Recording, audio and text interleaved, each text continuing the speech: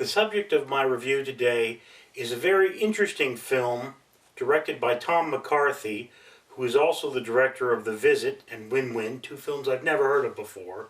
The 2015 limited release, Spotlight. Spotlight is what is referred to as a dramomentary featuring the real-life events, or close enough to them, of the actual Spotlight team from the Boston Globe.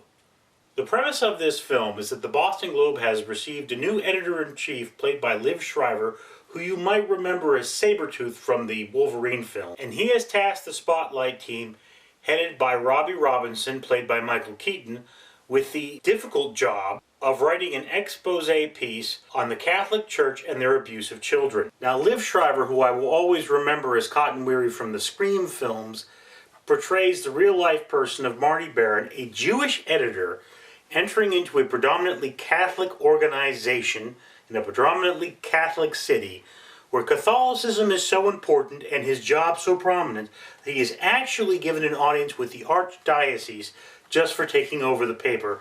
Plays an extremely interesting character despite the fact that he has almost no action, very few bits of dialogue, but there's a clear tension given to his character as the seed and a root of this overall conflict, an internal struggle of human minds. Now, Spotlight comes from the same place, well, no, not the same place, but the same criticism, you might say, as the Star Wars prequels, in that most of the action takes place in dialogue. But this is not simply talking and exposition. What this is true arguments happening, almost like tectonic plates beneath the earth brushing against each other to create what is truly happening, an earthquake of human emotions.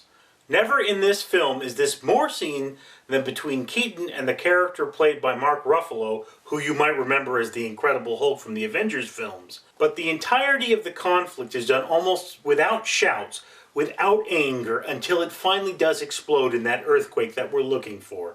And in the wake of this story comes the realization of the loss of innocence, a loss of certain beliefs, and a loss of certain ideals.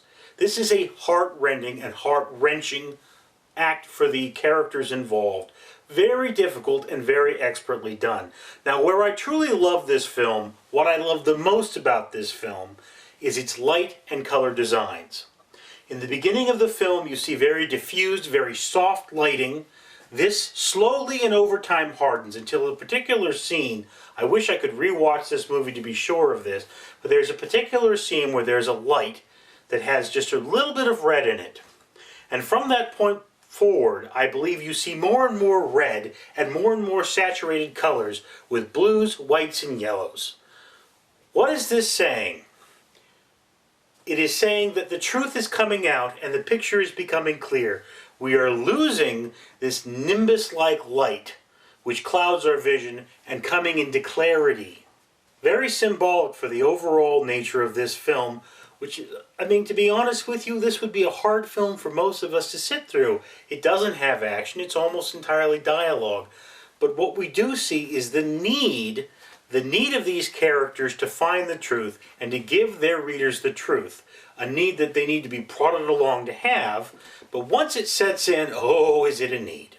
In addition to the strength and power of this story, I noticed how personal it was for each one of the individual characters. There's a scene where one person fears for his own children. There are scenes where the wedding ring of certain characters are prominently displayed so that we, the audience, can be reminded that there is no romantic love here. These are co-workers who have strong feelings for one another, but co-workers who have families of their own outside of work. Given the age of the characters and the setting time of the film, they probably came about before the more common situation where love in the workplace was a little more tolerated. So once again, Spotlight, this is a film you probably should watch.